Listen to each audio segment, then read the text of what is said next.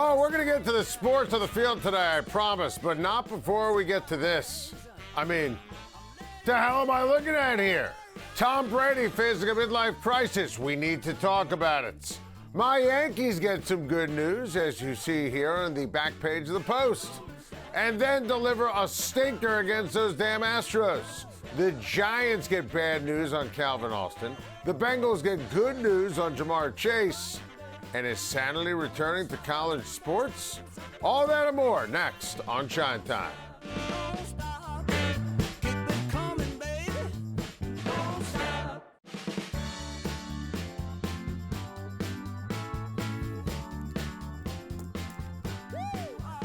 What on earth has become of our GOATs? What has happened to Tom Brady? Walks away from the game after 7 Super Bowl titles. After absolutely owning the Belichick-Brady debate. After signing a record-breaking $375 million broadcasting deal with Fox. Becoming an owner of the Vegas Raiders. He's arguably the greatest athlete in the history of the Big Four professional North American sports. And what is this? He's modeling for Gucci, wearing leather pants, wearing funny outfits, slapping Logan Paul at the Fanatics Fest. He's doing ads for Pizza Hut. This is the guy who would never eat a carb. Let me tell you something. Tom Brady's having a midlife crisis. Take a look at this quote that he gave to our good friends over at GQ. Was that your first time wearing leather on leather? Yeah, I've never really done leather on leather before. But there are some leather pants in my closet now. And I thought, damn, that's really comfortable. I can see why people wear this. Definitely a different look. It felt more like a uniform. There was a rigidity and a structure to it, like my football uniform. So let's just make sure we have this all together, right? That's Tom Brady comparing wearing leather on leather and leather pants in an interview with GQ to wearing an iconic football uniform, number 12. I mean, what has happened to our guy? And I love Tom Brady, and I love taking risks when it comes to fashion, right? That's great. But Tom Brady is the ultimate winner, one of the great winners in the history of sports, if not the greatest winner in the history of sports. And he's won everything, on the field, off the field. No one has won more at life. Tom Brady, 6th-round pick 199, went to Michigan. They brought in Drew Henson, had to survive that. Remember that? Then goes to the combine, had no weight on him, gets drafted in the 6th round. Drew Bledsoe had to get hurt. The story's important here. You won. You don't need leather pants. You don't need to slap Logan Paul. You don't need any of this. The only thing we should be looking at Tom Brady in is a nice suit and tie, where he does an excellent job working with our friend Kevin Burkhardt on the NFL on Fox. Tom Brady, if you told him 10 years ago that he'd be in Pizza Hut ads, and by the way, I'm in favor of money. I vote yes to money. You want to give me money? I'm in favor of more. I'm all in on money. But at some point, if you're Tom Brady, and, you know, I can wager a guess what his bank account reads, you don't need the Pizza Hut direct deposit to clear. You don't need this. You don't need to ultimately wear leather. You don't need to do the shenanigans with Michael Rubin at Fanatics Fest. You're Tom Brady. You've won. If you're going through a midlife crisis, I mean, look, I had my midlife crisis, and, you know, I'm not wearing leather. Those pictures, I mean, AI, it's something, man. It's absolutely something. I wouldn't be caught dead in something like this. Let's get back to the field, which is exactly what Patrick Mahomes is trying to do. It's 9 months. I mean, it's the amount of time they said from the very beginning that if I did everything the right way, I would be ready to play week 1. And it's just been about being a plan. I'm someone that You put something out in front of me, I want to go out and get it, and I want to go out and maximize every single opportunity, every rep in the weight room, every hour that I can spend in the building to get my body right. And so this has always been the plan: is be ready for training camp, get all the reps in training camp, prepare your body that way, so that when you get to week 1, you're ready to play the game and you've had the right amount of time off. And so from the day that I got the surgery as quick as I did to hopefully the first game of the year, the plan will go accordingly, and I'll be able to go out there and be myself. Listen, if you're a football fan, if you're a Chiefs fan, you got to absolutely love this, because Patrick Mahomes talked to the press. And if you're a Chiefs fan, you're ready to ultimately absolutely run through a wall. Patrick Mahomes ripped up and tore his ACL, needed surgery. Last year, the Chiefs missed the playoffs. He got hurt. And now here he is, 9 months after, and he feels great, and he is on track to play week number 1. He is light years ahead of schedule when it comes to being out there for the Kansas City Chiefs. Remember, last year on the timing, week 1 was in doubt based upon medicine and precedent and time it takes to heal. Listen, Patrick Mahomes is not human. It kind of needs to be stressed. We are talking about, after Tom Brady, in my opinion, the second greatest quarterback in the NFL in the last 50 years.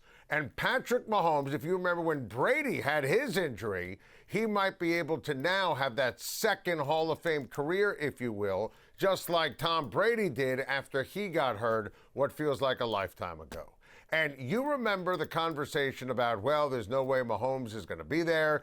Patrick Mahomes hasn't missed a practice during the preseason.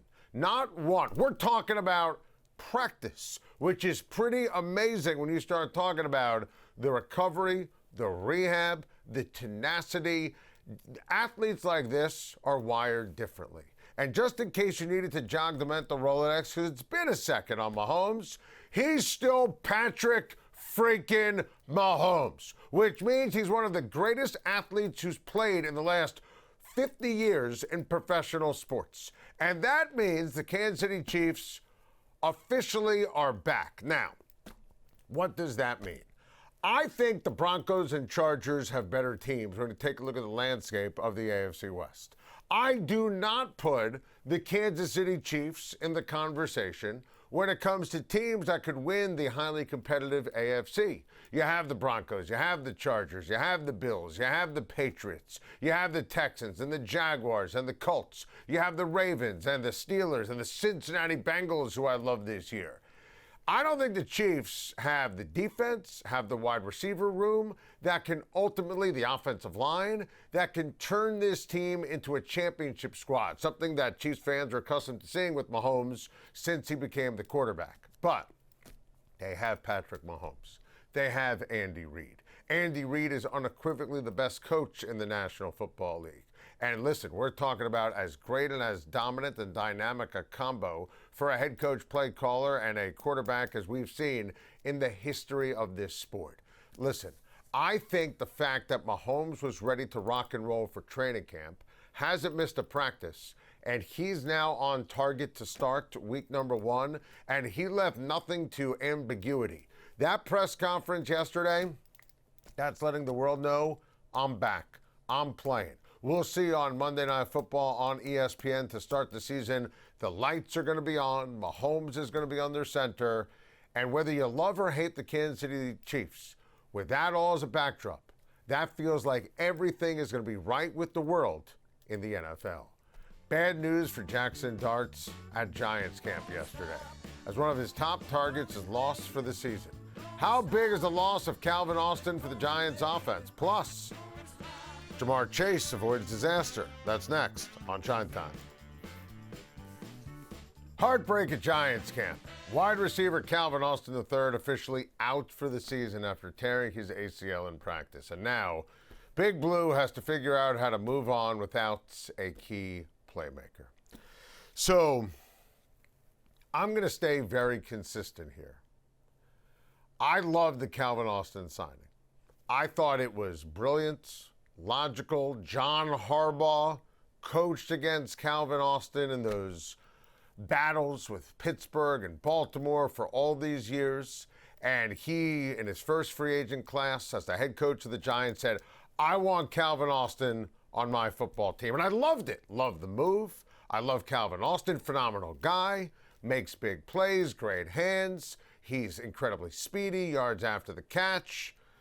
This feels like the kind of injury, and it sucks. I feel terrible for Calvin Austin, phenomenal guy, really good player who I thought in Matt Nagy's offense was going to be great. This is the kind of move that I'm worried keeps the Giants out of the playoffs.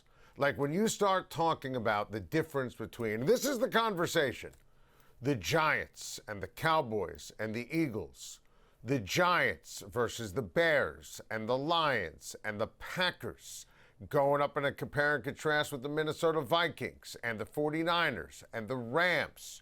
And you start talking about how they compare to the Seattle Seahawks.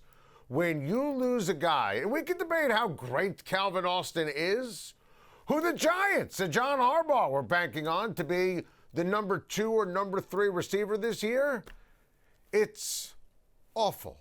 It sets them back. That doesn't mean they, at the end of the day, can't make the playoffs without him. But when I start looking into the crystal ball in terms of guys who can help the Giants win games and win close games and be a spark on offense, it sucks. Because now Odell Beckham Jr. is going to make the team. Let's be clear.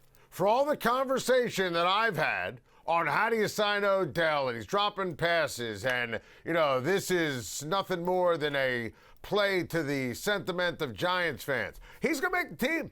Malik Neighbors, he's on track to play week 1. He better play week 1. Because let's say, hypothetically, look at the depth chart on the screen right there. Let's say Neighbors isn't there. Are you beating the Cowboys with Mooney and Fields and Slayton and Odell Beckham Jr.? And listen, I love this. One-handed grab. Everyone on social media is going nuts. That's fantastic. Also, when he used 2 hands to make a potential touchdown catch in the preseason game against Miami, the ball went right through it. So you can have your flash and your dash when it comes to Odell. And I want it crystal clear. I'm rooting for Odell Beckham Jr. I think this would be an amazing story. Great for the Giants, great for their fans. Odell Beckham Jr., when the Giants brought him in June, was a street free agent. Went through the free agency period. No one in the NFL signed him. So forget even my take, which is right and ahead of the curve. The entire league was convinced he couldn't play. So if you're banking on Odell Beckham Jr. to replace what you thought the productivity of Calvin Austin was going to be, I just think you're not paying attention. And the Giants' schedule without Calvin Austin, listen, let's have this conversation. I don't like them against the Cowboys. The Rams are loaded. And then you have winnable games. And I said 4-2 to start the season. Tennessee should absolutely be a win. Arizona should absolutely be a win. Not having Calvin Austin for the game against Washington makes me nervous. Not having Calvin Austin in a game against the New Orleans Saints, who I think are going to be a really good team, that makes me nervous. Not to mention the stretch of, look at that, and let's take the bye week out. Houston, Philadelphia, Washington, Jacksonville, Indianapolis, San Francisco, Seattle. That is a tough stretch. And then after the Cleveland game, how the Giants finish at Detroit, at Dallas, and then home against the Philadelphia Eagles. I think if you have a singular focus on the name Calvin Austin, it's just not right. You need to have a bigger picture, and I love Malachi Fields. I love Mooney. I love Isaiah Likely, who they brought in at the tight end position to catch passes from Jackson Dart. But Calvin Austin was John Harbaugh's hand-picked speed receiver because he coached against him in all those Pittsburgh and Baltimore battles. This is brutal. I don't even think, because the Giants fans never saw Calvin Austin play. So you have no idea what kind of impact he was going to have on your football team. I think this is a killer for the New York Football Giants. I think this is one of those unfortunate injuries that will ultimately hurt the Giants in terms of their ability and keep them out of the playoffs in 2026. On the flip side, Jamar Chase appears to have avoided a catastrophic injury despite a scare. Just a football play, missed my footing, and just a little tweak, but I'm fine. How you feeling right now? Feel good. Yeah, could you have went going if you wanted to? I tried, but they told me no. Was it your knee? Yes. How soon did you know that you were going to be okay after it happened? Once I was able to start walking. Listen, sigh of relief if you're a Cincinnati Bengals fan. If you drafted Jamar Chase on your fantasy football team, he's fine. And he's going to be in bubble wrap. You're not going to see him in preseason game number 3. And this is one of those moments. If you're Jamar Chase, if you're Joe Burrow, if you're T. Higgins, if you're a fan of the Cincinnati Bengals. There's also this. If it wasn't for bad luck, historically, the Bengals would have no luck at all. One of the most snake-bit, cursed franchises in NFL history. So Jamar Chase goes down at practice, and normally a scene like that would equal a headline of the star wide receiver, arguably the best in the NFL, being done for the year. The fact that Chase fell to the ground yesterday and was able to rise up and talk to the press after and say, he's all good, maybe it's the sports gods rewarding the Cincinnati Bengals for, at the end of the day, doing the right thing in the offseason, for being active in the offseason, for trading a first-round pick for Dexter Lawrence, for adding big-time players, starters on defense, for making sure that this team was ready financially and on defense and health-wise to make a run for that elusive Lombardi trophy. Maybe this is just another sign from the universe that the Bengals are going to be rewarded. You know, the sports gods work in mysterious ways. The fact that Jamar Chase is back and healthy and ready, and this turned out to be nothing, that never happens with the Cincinnati Bengals. And I think that if you're Joe Burrow and you have demanded accountability from everyone involved with the Bengals in terms of this needs to be our year, we're thinking Super Bowl. We want to manifest it. If you're T. Higgins and you want to make sure that you get yours and you get your Super Bowl and you get your catches because Jamar Chase is going to be doubled all the time, everything in the past that could go wrong goes wrong for the Cincinnati Bengals. The fact that the Jamar Chase injury is nothing and a non-story, to me, that makes it a massive story. That means maybe the sports gods are finally shining here and smiling on the Cincinnati Bengals.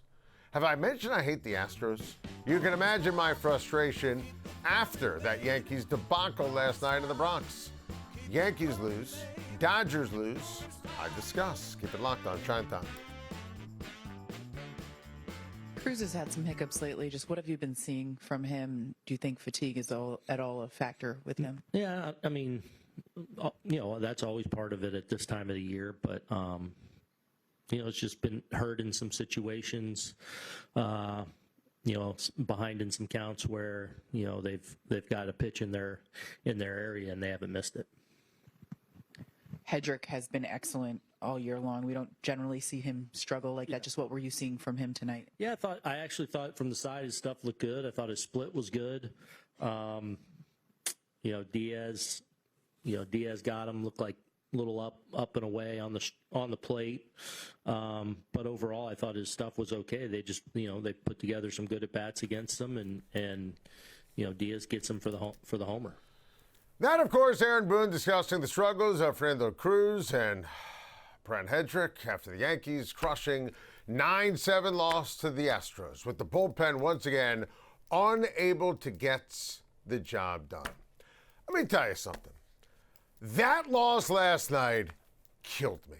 Absolutely destroyed me. The vibes for the Yankees were so damn high. Last week was the best week the Yankees have had since Aaron Judge went on the injured list. Swept the Orioles, 2 out of 3 from the Blue Jays, setting up a big week at Yankee Stadium in the South Bronx. The hated Astros coming to town, the hated Red Sox coming to town, and this version of the Astros, they're just not any good. And the Yankees had the lead. Bellinger hit a homer, 3-run jack, great. Then you see Luis Garcia Jr., 4 hits, earns the pinstripes, puts the Yankees up, and the bullpen blows it. How the hell do you give up to this version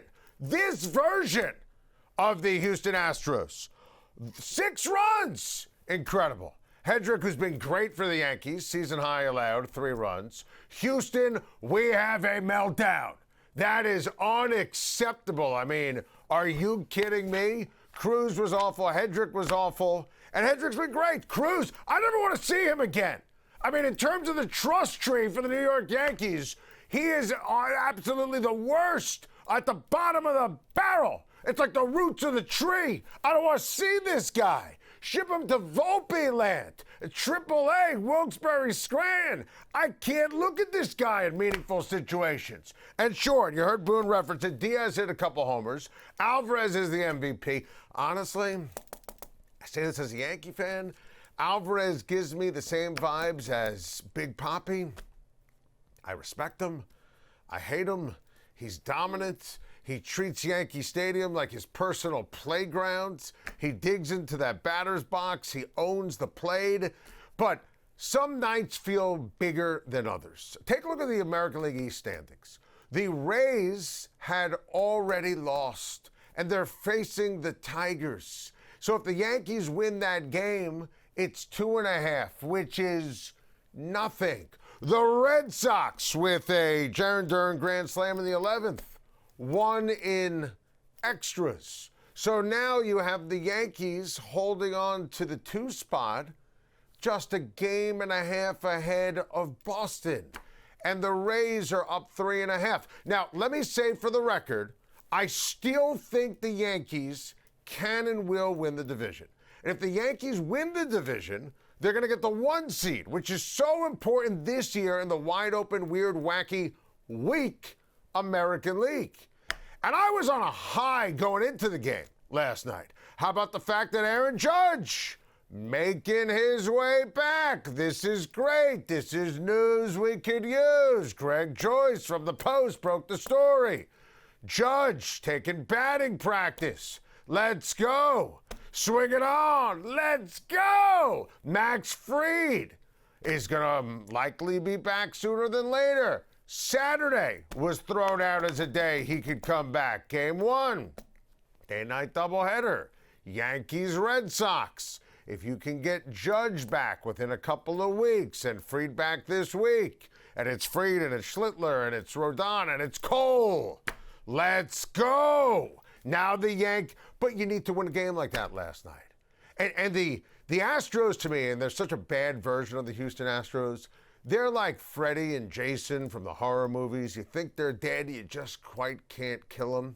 That was just disappointing. And yes, I'll make sure for the sake of fairness, I mention the George Lombard Jr. errors. I'll make sure that I mention 4th straight game, he has an error. Let me tell you something. You know who I blame for this? I blame Brian Cashman. Because Lombard Jr. is a rookie, a novice. He was called up in August, and I still love his defense. 4 straight games with an error. I'm not going to act like the facts don't matter here, okay? 4 straight games with an error. But the way he's so smooth and his range and his arm and his baseball IQ, his at-bats, the way he gets on base, the way he grinds. I give Boone credit. He's moved him up in the batting order. The problem I have is with the general manager, who tried to gaslight everyone, not me, to thinking that Anthony Volpe was legit. And if Brian Cashman would have gone out of his own way and stopped trying to cover his ass and his own ego on Volpe, and Lombard was up sooner rather than later, then he could have worked out some of these kinks before the end of August. So, to me, Lombard Jr. has a free pass because he's not Anthony Volpe, who was the worst for 2 years. And watching him was soul-sucking because he was terrible at professional baseball. So we've already seen more greats from Lombard Jr. than Volpe in a short period of time. Lombard Jr. in the month of August has done more good things for the Yankees than Volpe did in March, April, May, June, July.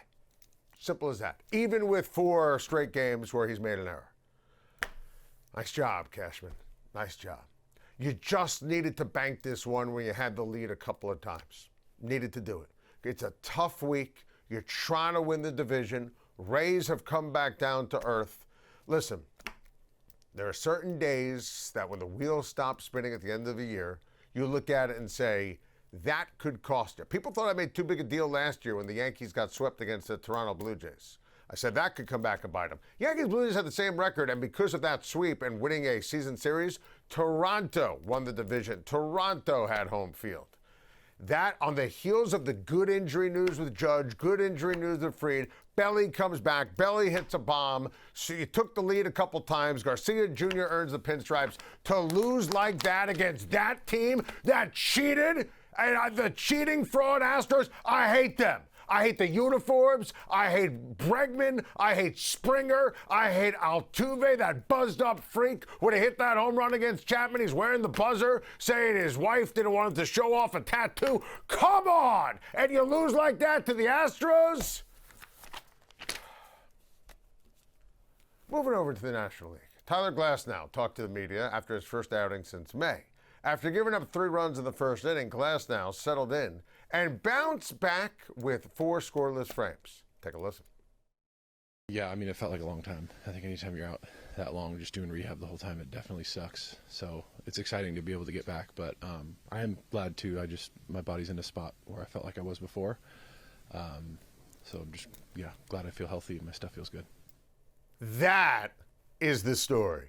And if you are a Dodgers fan, you should be jumping for joy. If you're a National League fan, if you're a baseball fan, you're rooting for your team or rooting against the Dodgers. And the Braves won last night. They're up 3-0, 3-3.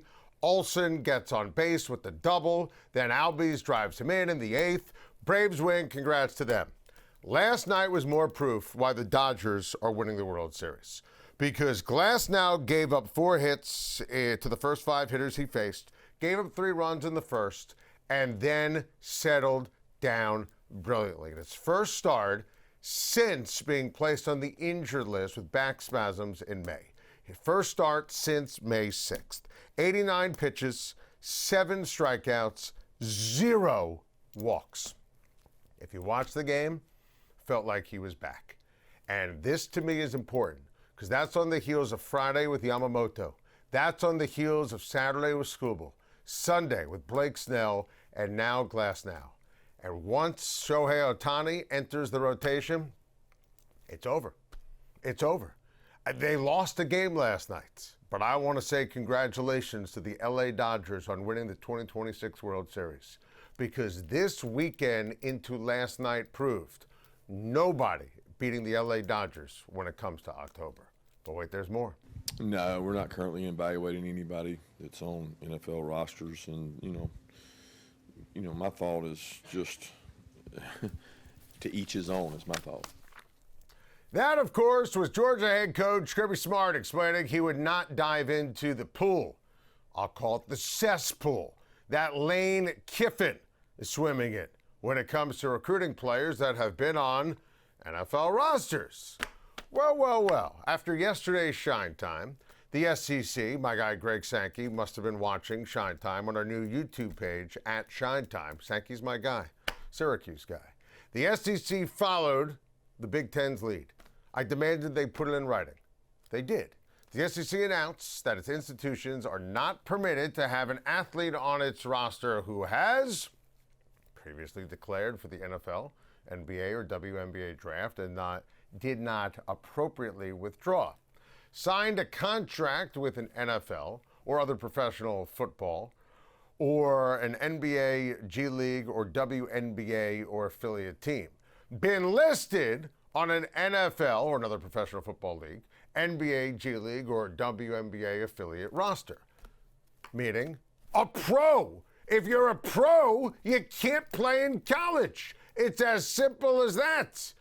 And this is important here. The announcement stated Sankey is authorized to enforce this expectation with penalties against member institutions. Now, of course, floodgates for lawyers are going to open and it's going to be a mess. My whole thing is this, and we talked about this with LSU basketball and LSU football yesterday. If you are on a professional team, you're a pro. That means you're done with college. It's been that way forever. It's the only way. In fairness to high school athletes, college athletes, pro athletes. So I think the fact that we're here is absurd. The NCAA could have done something about this a long time ago. They knew the 5-5 2022 rule was ultimately going to be in effect, knew there was going to be chaos. This should have been put into law and regulation and a rule a long time ago to prevent this. What a mess. What an absolute mess. Because the lawyers now are going to be all in. And here it is. College football in theory starts tomorrow, right? Week 0, baby. We should be talking about Heisman Trophy and playoff teams. And are we going to get a 4th straight year where a Big Ten team is going to win a natty in college football? Instead, we're talking about if it's kosher for someone to go from the Boston Celtics to Louisiana State. Instead, we are talking about whether or not you can ultimately go from the Cleveland Browns to LSU football. Embarrassing. I can't wait tomorrow on Schein Time. We're going to have one of the best in the business, college football analyst extraordinaire, Josh Padon, to discuss all of this as well as the upcoming season, so don't miss it. That right there, it's a show. If you missed any portion of the show, just do what I do. Rewatch the show over and over and over again. Just go to our new YouTube page at Schein Time. And we're going to see you tomorrow on Schein Time with special guest, our guy, Josh Padon.